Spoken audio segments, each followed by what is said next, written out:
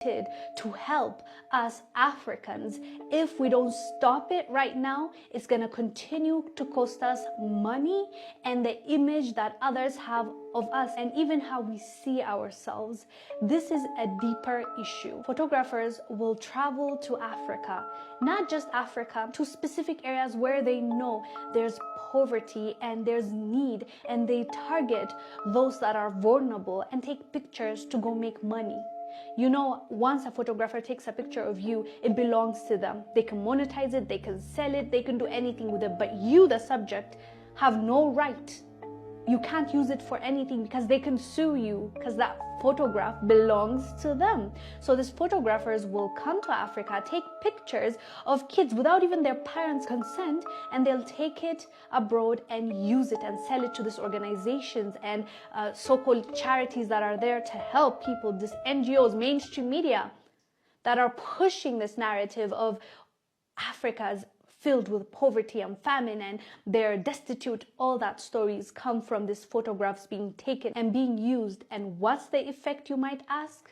The effect is how we are seeing the image. Not just that, it costs us even financially, because Africa is predicted to lose billions of dollars every year because of this kind of narrative. Watch this clip, we'll come back and discuss. According to Africa No Filter report, Africa loses up to $4.2 billion annually in interest payments on its loans due to stereotypical narratives that dominate global media coverage. And in this report, it showed that there is a clear connection between media sentiment and investor perception of risk, which is closely tied to sovereign credit risk. Negative media coverage increases a country's perceived risk, which leads to higher borrowing costs.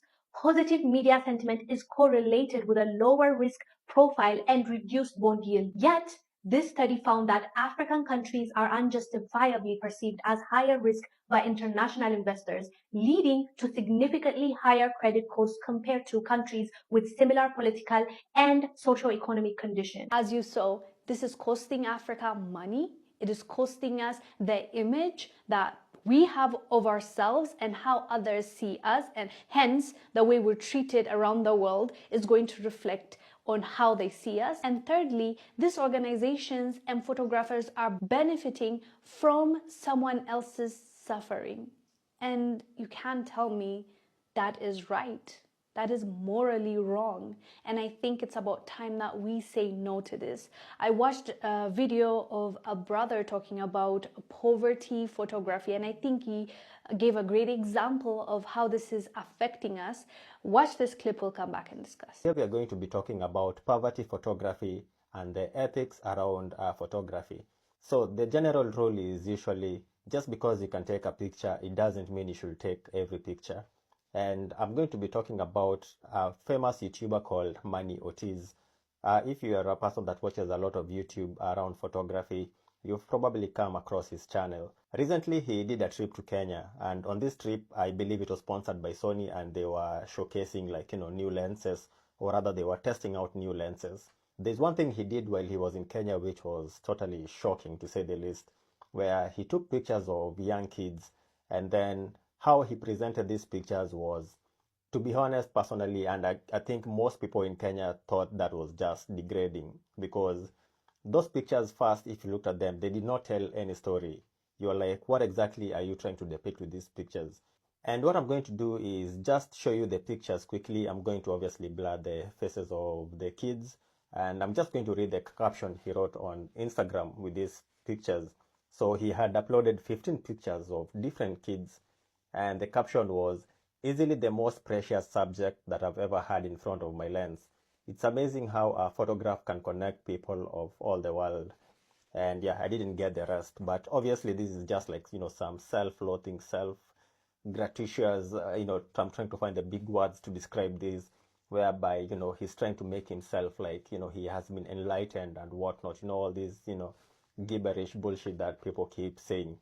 And you're like, what exactly was the point of, one, these pictures, and what exactly was the point of this caption, that justifies taking pictures of young kids, especially if they're not your kids? Like, you have no business taking pictures of other people's children.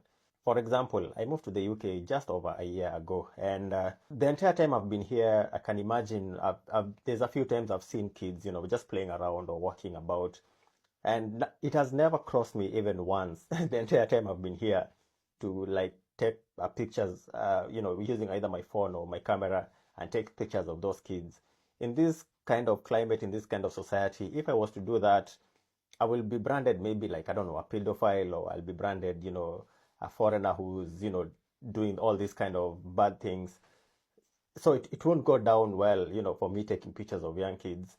And it's a bit shocking that so many Europeans and also Americans, when they travel to Africa, and I believe it also to Asia, what is the obsession with taking pictures of kids? As you saw, that brother's name is Diaz Nash on TikTok. He was giving us example of how people are monetizing from our kids and making money off of them, while on the same note ruining our image and how we see ourselves and how we interact with the world. Anyways, fam, let us know down below what your thoughts are about poverty photography. I am Ongiz.